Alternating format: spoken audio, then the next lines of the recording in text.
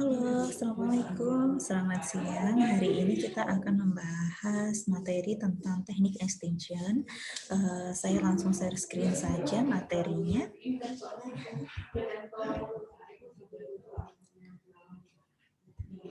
Oke, untuk teknik extinction ini apa sih tujuannya? Nah, teknik extinction ini memiliki tujuan yaitu untuk mengurangi atau menghentikan perilaku agar tidak terjadi di kemudian hari ya. Jadi the next itu nggak muncul lagi perilaku ini gitu ya.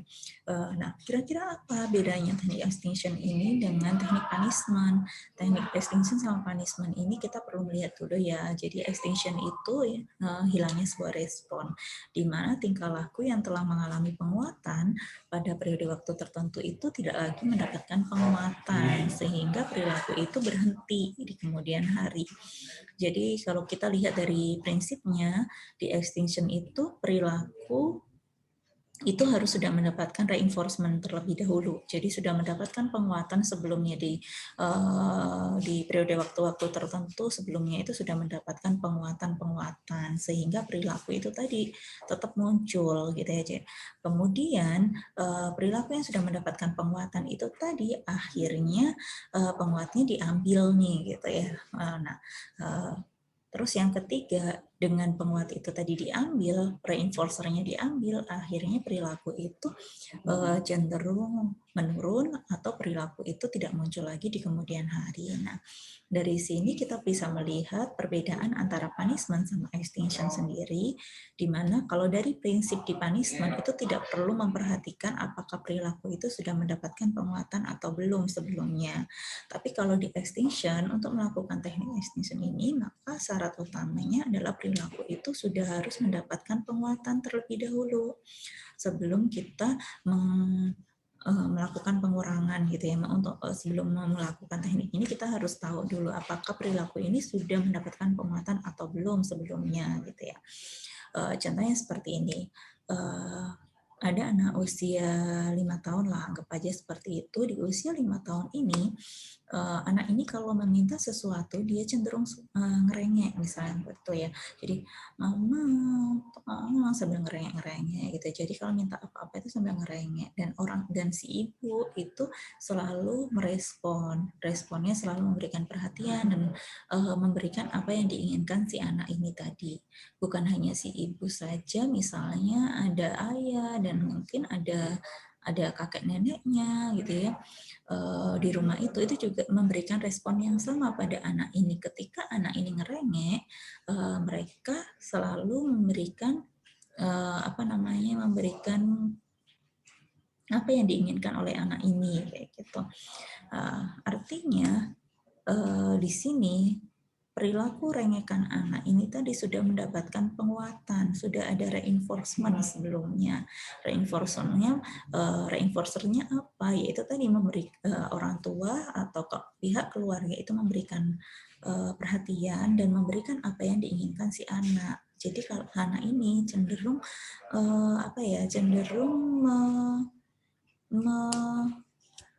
melakukan rengekan ketika dia meminta sesuatu. Nah, di sini kalau kita mau mengambil atau menghapuskan perilaku rengekan pada anak itu tadi, maka kita bisa melakukan teknik extinction ini. Penguatnya harus kita ambil. Nah, dari apa yang sudah saya sampaikan tadi, kita bisa ketahui bahwa rengekan ini tadi diperkuat atau diberikan reinforcer berupa perhatian, berupa respon yang memberikan keinginannya ya, asalkan anak ini nggak ngerengek kan kayak gitu. Jadi kita perlu mengambil reinforcernya. Kita nggak, ketika anak itu ketika anak itu ngerengek minta sesuatu lagi, maka ibu harus mengabaikan. Jadi yang tadinya memberikan perhatian, nurutin apa yang mau si anak itu nggak boleh dilakukan lagi. Jadi reinforcer yang sudah diberikan selama ini itu diambil, dihapus gitu ya. Nah, tujuannya itu untuk mengurangi perilaku atau agar perilaku rengekan itu tidak muncul lagi di kemudian hari. Jadi beda dengan punishment. Kalau punishment tidak memikirkan apakah perilaku itu sudah mendapatkan penguatan atau belum sebelumnya, kayak gitu ya. Nah, jadi ketika kita nanti melakukan asesmen gitu ya, melakukan pengambilan data asesmen, sebelum kita menentukan teknik apa yang sesuai, pasti di saat asesmen kita akan mendapatkan data-data. Nah, dari data di asesmen kita akan mendapatkan apakah perilaku ini itu sebelumnya mendapatkan penguatan atau belum gitu ya. Nah, kalau perilaku itu sudah mendapatkan penguatan dan ingin kita hapus, maka teknik yang lebih cocok itu adalah teknik extinction dibandingkan teknik punishment.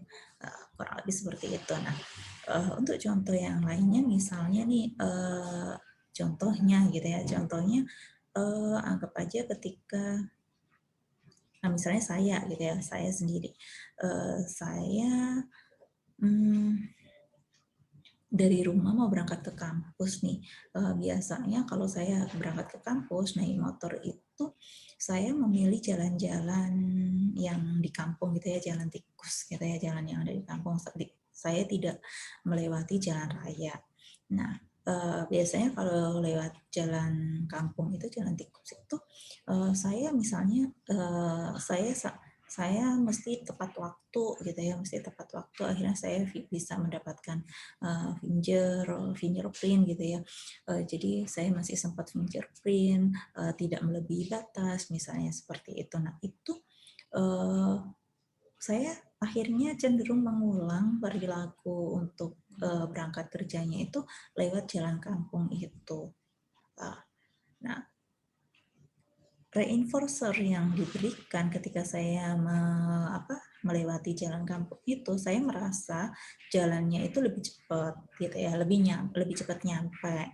Selain lebih cepat nyampe, saya juga akhirnya bisa mendapatkan fingerprint yang itu tidak lebih dari batas waktu yang sudah ditentukan oleh universitas. Nah, kemudian misalnya di universitas itu ditetapkan kalau kita fingerprint itu tidak melebihi batas waktu, itu akan mendapatkan mendapatkan tambahan uang gitu ya, misalnya seperti itu. Nah, beberapa kali ketika saya lewat jalan kampung itu saya selalu tepat waktu, saya tidak pernah terlambat, saya merasa jalanan itu cepat. Nah, itu bentuk-bentuk dari reinforcer yang diberikan ketika saya melewati jalan kampung. Nah, terus dari sini perilaku agar saya misalnya dari situ tadi kan sudah dilakukan penguatan. Nah, ketika saya misalnya hari ini tadi gitu ya, saya lewat jalan kampung lagi, ternyata ditutup nih jalan kampungnya gitu ya, ternyata ditutup. Atau misalnya contohnya pas mulai ada corona kemarin kan banyak jalanan-jalanan kampung itu yang sudah ditutup ya. Nah, jalanan yang biasanya saya lewati, jalan kampung yang biasanya saya lewatin, itu ternyata di portal. Mau nggak mau kan saya harus putar balik nih, putar balik. Nah, ketika saya putar balik terus lewat jalan raya, akhirnya saya nyampe kampusnya itu telat. Lebih lama, telat gitu ya, dan saya tidak mendapatkan uang tambahan, misalnya seperti itu. Oke, sekali. Kemudian saya seminggu lagi lewat situ lagi, lewat jalan kampung lagi,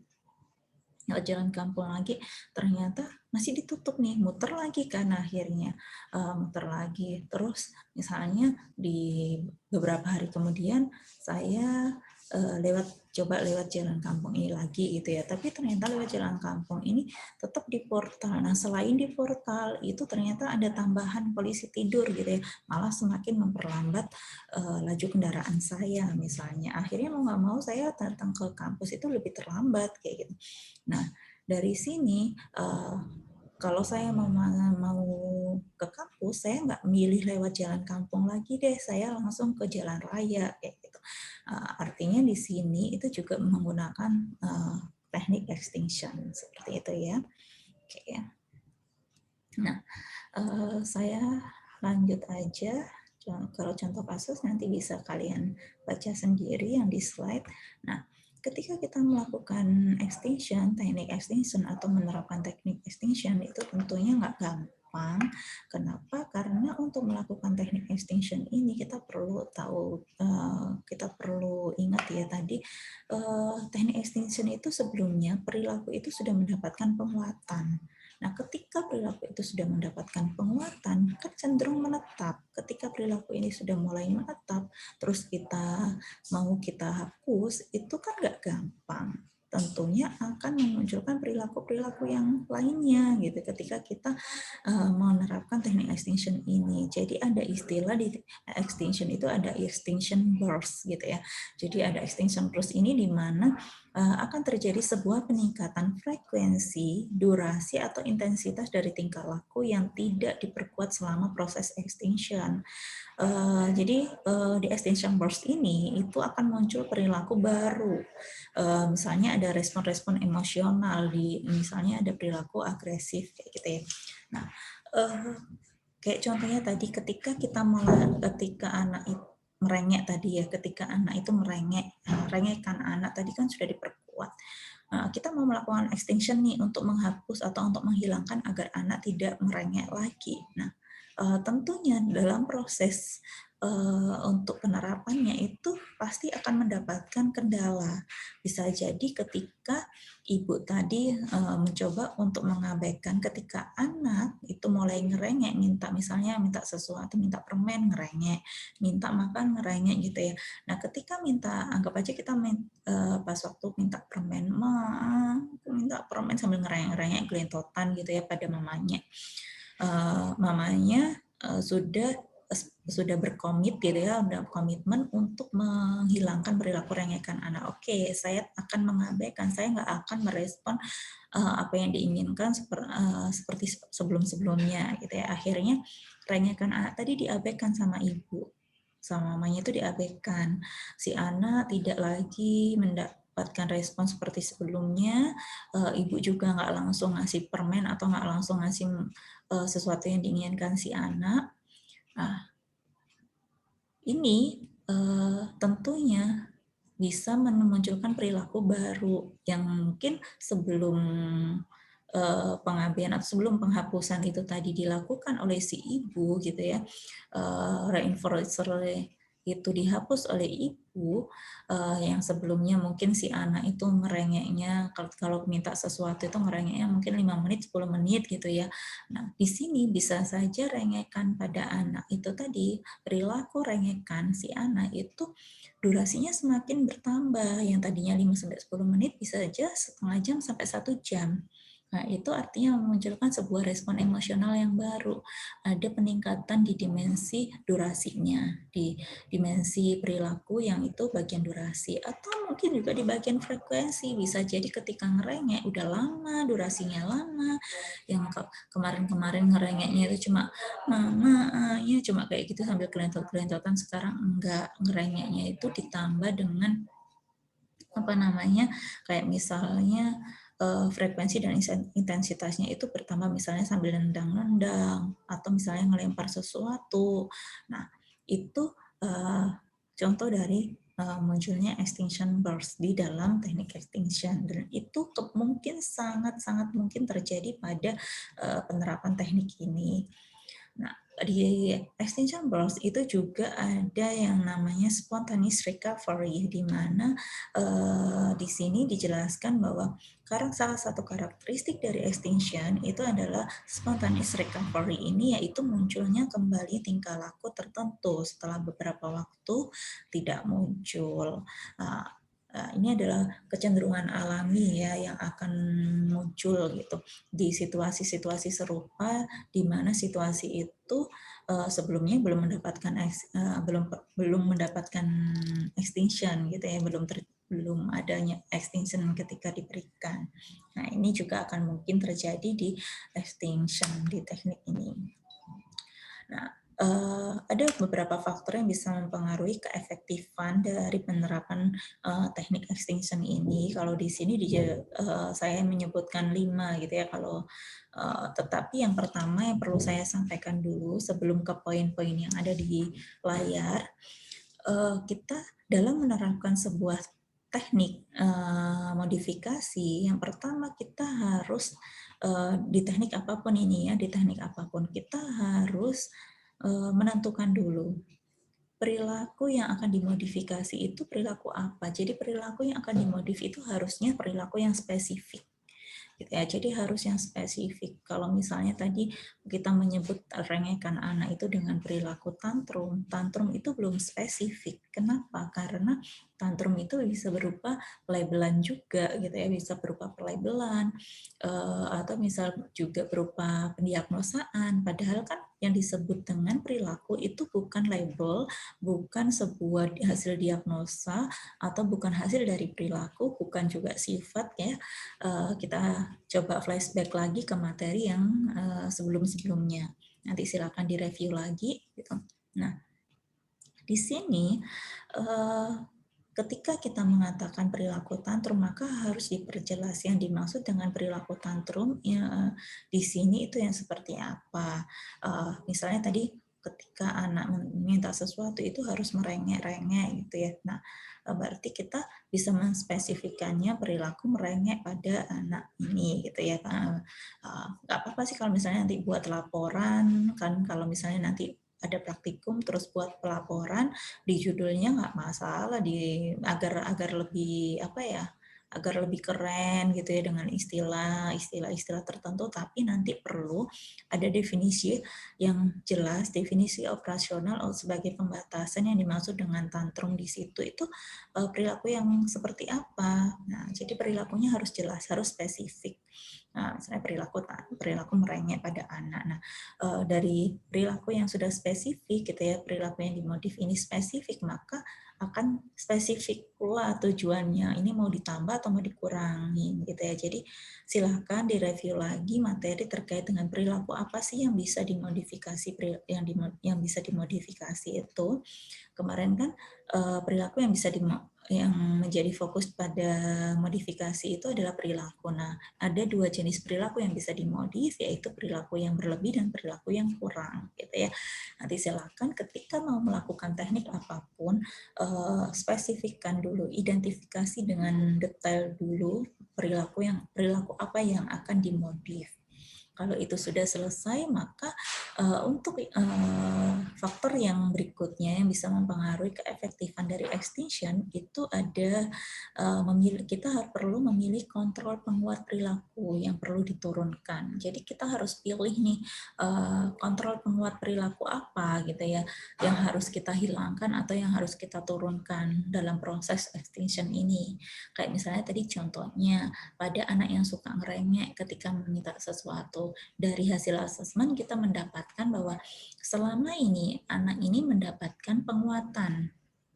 Reinforcernya berupa apa? Berupa perhatian dari lingkungannya ketika dia merengek, dia mendapatkan apa yang dia inginkan gitu ya. Jadi semua orang yang ada di dalam rumahnya itu selalu menurutin apa yang ingin dia yang dia inginkan gitu ya.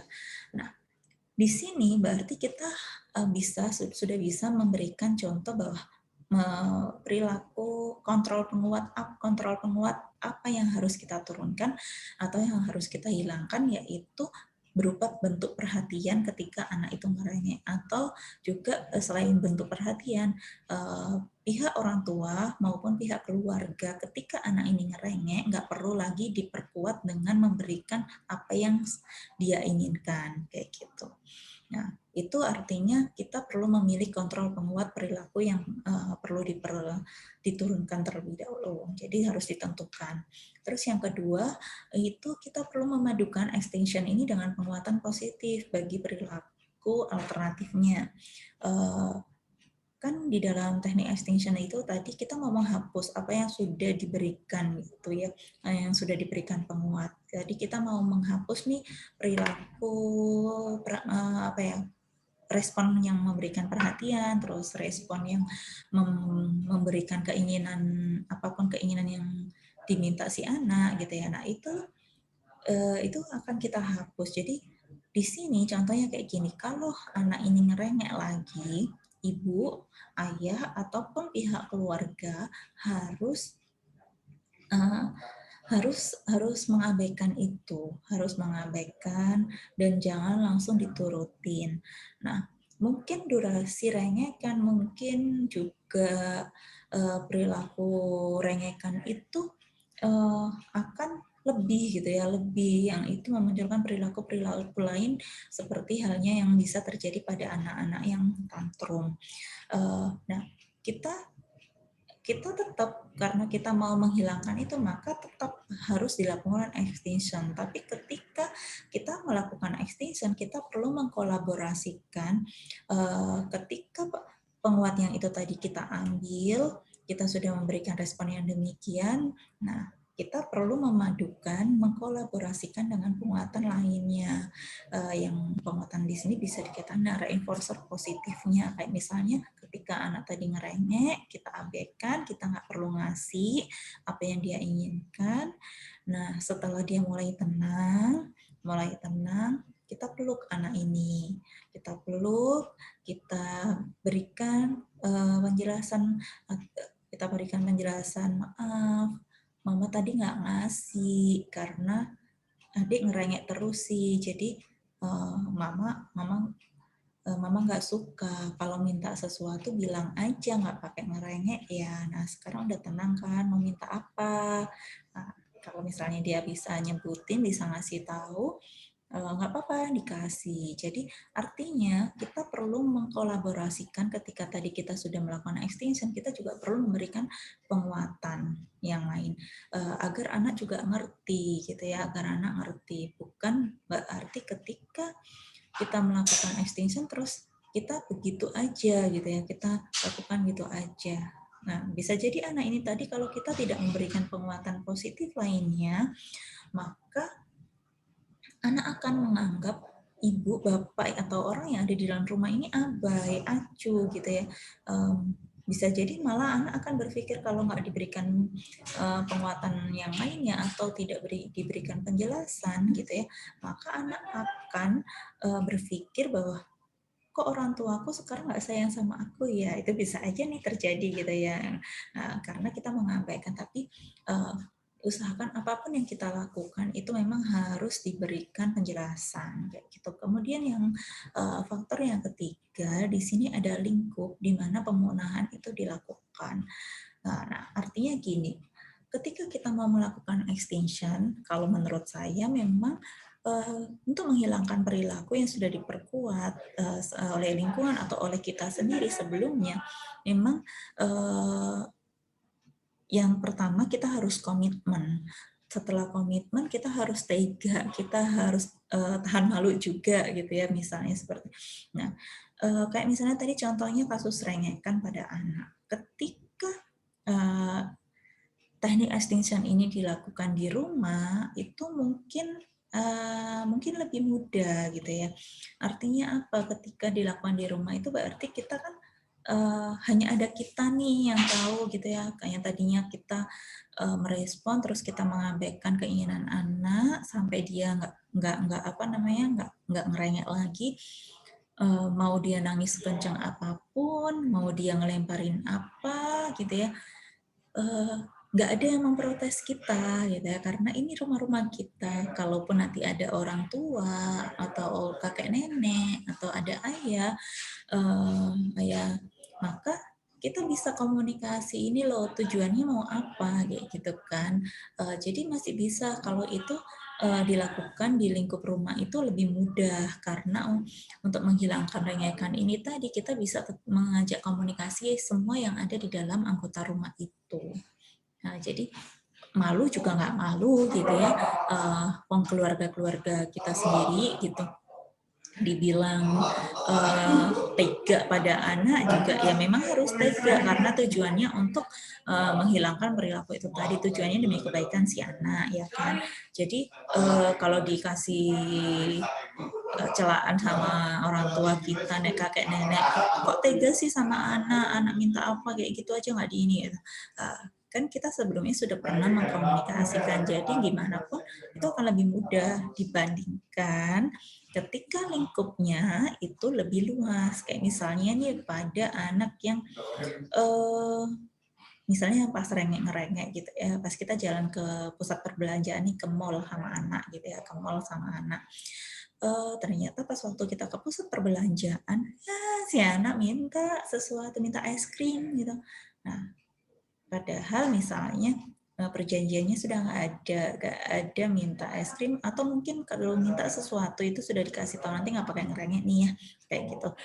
Sudah dikasih tahu si anak, tapi ternyata pas waktu di mall si anak minta es krim sambil ngerengek, gelentotan. Ibunya tetap nih, oke, aku sudah komit, aku harus mengabaikan. Pokoknya ketika anak ini ngerengek, aku nggak akan ngasih, kan gitu ya komitmennya. Harus tega nih walaupun di tempat umum. Tapi ternyata nggak berhenti ngerengeknya. Tetap semakin ngerengek kayak gitu ya, semakin nangis, nangis kencang akhirnya. Sampai gulung-gulung di lantai mall misalnya, seperti itu, pasti semua mata memandang kita. Nah itu kurang efektif akhirnya untuk penerapan extinction-nya. Bisa jadi ibu akan kalah, yang tadinya tega akhirnya kalah. Bukan karena apa? Kalahnya karena malu, bisa saja malu karena dipandangin banyak orang. Nanti orang-orang berpikir aku itu ibu yang kejam, misalnya seperti itu. Akhirnya gagal nih penerapan extinction-nya. Nah, itu yang dimaksud dengan faktor yang bisa mempengaruhi kaitannya dengan lingkup pemusnahan diberikan atau extinction diberikan, gitu ya. Terus ketika kita mau melakukan penerapan extinction, maka instruksi dan aturan itu harus dibuat dengan jelas. Kayaknya bukan hanya di extinction saja, tetapi di beberapa di teknik-teknik lain juga. Rules itu harus ada di dalam setiap pelaksanaan tekniknya. Jadi kayak kita buat modul gitu ya, kita buat modul. Kalau misalnya anak ini ngerengek, kita harus berperilaku apa. Kalau anak ini nggak ngerengek, kita harus memberikan respon yang demikian. Kalau ini kayak gini, jadi urut-urutannya itu harus jelas. Jadi instruksi, aturan, bahkan ketika kita menyampaikan ke anak itu seperti apa, itu juga perlu kita perjelas ke anak juga. Jadi anak atau si subjek itu juga tahu, oh iya ini tujuannya untuk apa, itu perlu juga kita sampaikan.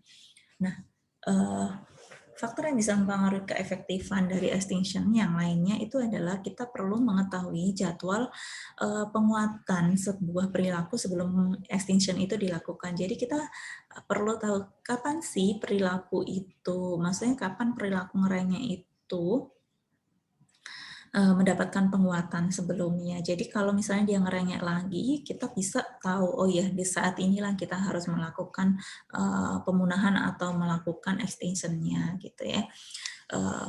Jadi ini adalah hal-hal yang bisa mempengaruhi keefektifan dari penerapan extinction itu sendiri.